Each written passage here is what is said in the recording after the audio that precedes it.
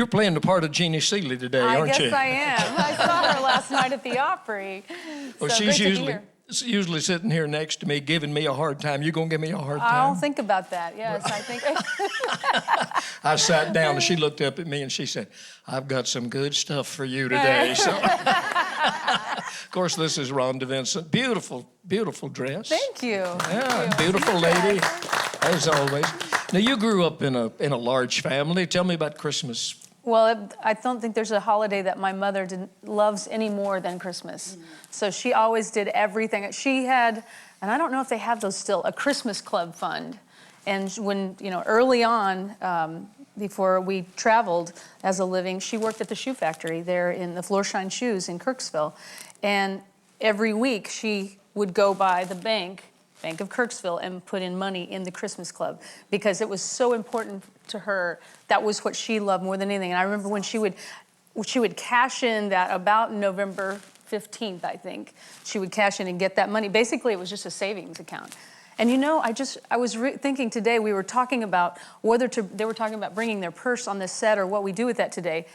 My mother cashed her Christmas club fund and put it in her purse, and we were in Columbia, Missouri at a school performing. She brought her purse on stage, sat it on stage behind a man came in the door, ran on stage and grabbed her purse and ran out the other side of the door and took her entire, it was like the most money she ever had for the whole year. But there's a man, I just realized that back in the 70s, a man actually, you think your purse is safe on stage, right? But he ran through the door, grabbed her purse, and ran out the other side. But the Grinch who stole Christmas. That was the Grinch. I just was thinking about that. Goodness. But You've got some pictures. Glance over there. I have to sneak up on my band, The Rage, to get them to dress in costume for a picture. Usually we'll send the bus and we'll drive to a costume shop and they'll say, what do we do? And it's like, just come with me.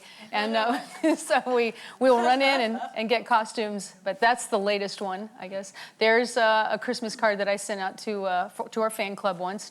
That's actually at my mother's house, and you can see how much she loves Christmas. I was going to say, all those presents yours? Not all mine, no, but that's at my mom's house. She just loves, the essence of Christmas and has all kinds of things, the Santas and the merry-go-round and. Okay, are you really out there in the snow, or is that with a green screen? I cannot say, but no, I wasn't. You'd have been awful cold. They even put some snow up on my heels there, too, if you look really close. But no, the amazing things they can do with Photoshop these days. What else we got? Well, just our logo there, Home for Christmas. A few memories of Christmas, yeah. But we travel.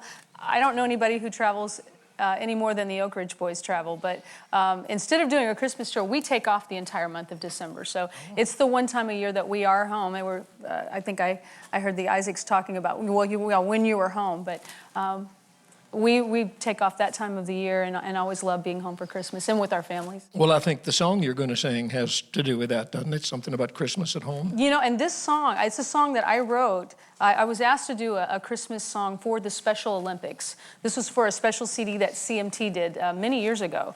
And it's the first, you as a songwriter, I just kind of write by necessity or when, the mood strikes. But they asked us they said, pick any Christmas song. And I thought, I don't want to just pick any Christmas song. So it's the first song that we were traveling from Los Angeles by bus to New York City over the course of a week. And we played a few shows, but mostly traveling. And it's the first song that I wrote it and got it out each day and looked at it. It's like, I have to get this song done. And each day I would continue to write on that. Usually you write it and we record it or start performing it.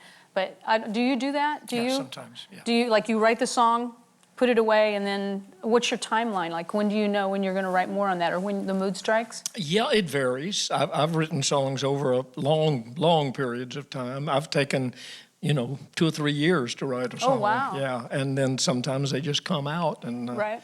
And it works. But you wrote this one as you traveled across the country. This was over a week, yes, and made it part of a thing for this.